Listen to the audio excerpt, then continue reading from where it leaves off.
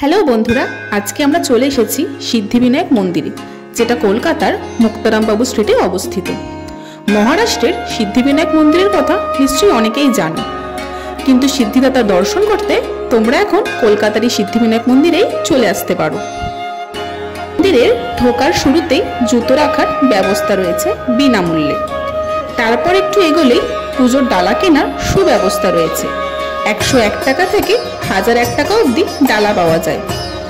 কেউ চাইলে শুধু মোদক বা লাড্ডু কিনেও পুজো দিতে পারো, আবার কেউ চাইলে শুধু দর্শনের উদ্দেশ্যে মন্দিরে আসতে পারো।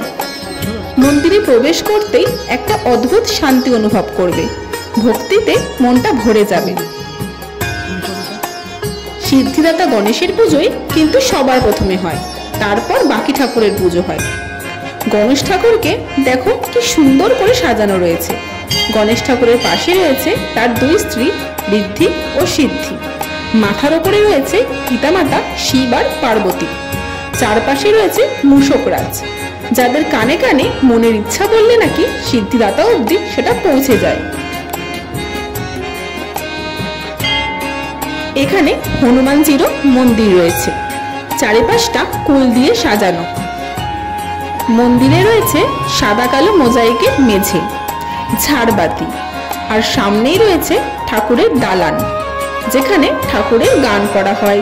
মেঝেতে বসে সবাই মন দিয়ে আরাধনা করে কিংবা মেঝেতে বসে ধ্যান করে। এই মন্দিরের পেছনে এক ইতিহাস রয়েছে।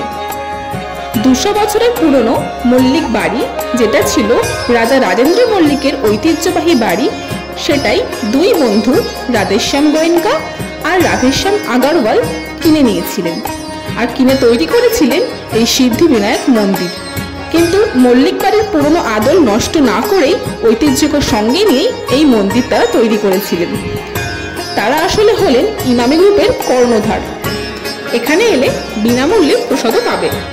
আমরা খিচুড়ি পেয়েছিলাম। ভক্তরা এখানে ভান্ডারাও দেয়। ইংরাজিতে এক কথা আছে, হেরিটেজ রেস্টোরেশন। এই মন্দির তারই এক উৎকৃষ্ট নিদর্শন। 2020 সালের 28শে ফেব্রুয়ারি জনসাধারণের জন্য খুলে যায় এই সিদ্ধিবিনায়ক দেবস্থানম মন্দির। এখানে রয়েছে ডায়াবেটিক ক্লিনিক, যেখানে স্বল্প মূল্যে স্বাস্থ্য পরীক্ষা করা হয়। এছাড়াও রয়েছে স্কিল ডেভেলপমেন্ট সেন্টার, যেখানে দুস্থ মেয়েদের নার্সিং শেখানো হয়। এছাড়াও এখানে spoken English, fashion designing, tally ইত্যাদি অনেক কিছু শেখার সুযোগ রয়েছে।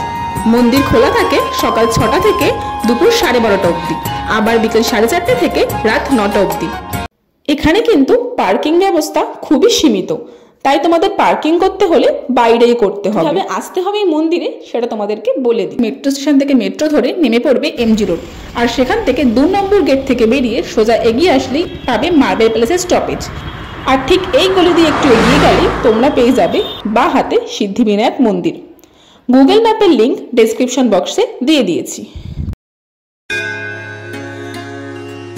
তোমরা অবশ্যই একদিন এই মন্দিরে এসে দর্শন করে যেও, তোমাদের খুব ভালো লাগবে। আর আমাদের ভিডিও যদি ভালো লেগে থাকে তাহলে লাইক, শেয়ার আর সাবস্ক্রাইব করে দিও।